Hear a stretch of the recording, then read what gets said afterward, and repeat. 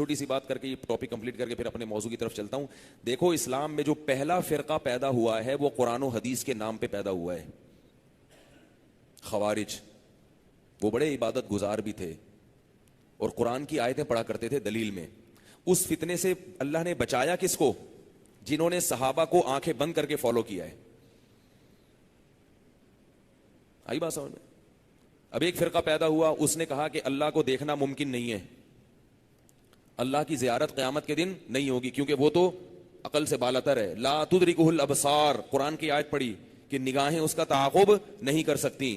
تو پتہ چلا نہ دنیا میں کر سکتی ہیں نہ آخرت میں.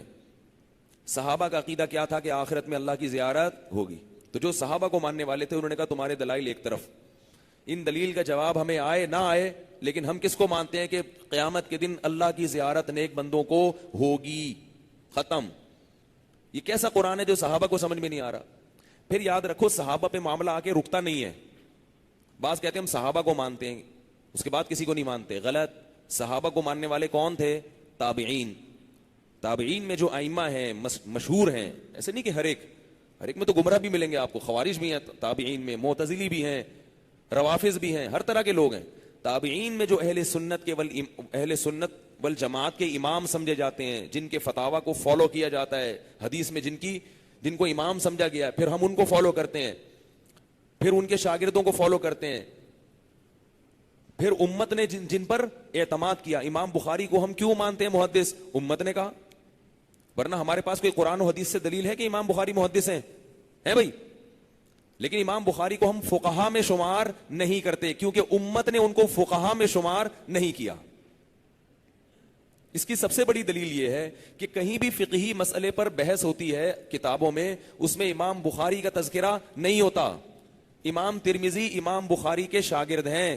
جب بھی کوئی حدیث بیان کرتے ہیں جس میں کوئی اختلافی مسئلہ ہوتا ہے, اس میں ابو حنیفہ کا قول ذکر کریں گے اہل کوفہ کے نام سے یا امام حنیفہ کے نام سے, عبداللہ بن مبارک کا قول ذکر کریں گے, امام احمد کا, امام شافعی کا. اپنے استاذ امام بخاری کا قول ذکر نہیں کرتے کیونکہ وہ جانتے ہیں کہ ان کو حدیث میں شہرت ہے. قرآن و حدیث سے جو مسائل نکالنے کا فن ہے اس میں اللہ نے ان کو شہرت اور مہارت نہیں دی. تو امت نے حدیث میں امام بخاری پر اعتماد کیا, فقہ میں کس پر اعتماد کیا ہے؟ چاروں ائمہ پر. تو اب اگر کوئی کہے نا دلیل کیا ہے, دلیل تو پھر محدثین کی بھی کوئی نہیں ہے ہمارے پاس. تو اس لیے آپ قرآن و حدیث کو فالو کریں, مگر قرآن و حدیث کی وہ فہم جس پر صحابہ تابعین چلے, ائمہ اربعہ چلے. سمجھ رہے ہو بات کو؟ ان کو فالو کرنا پڑے گا.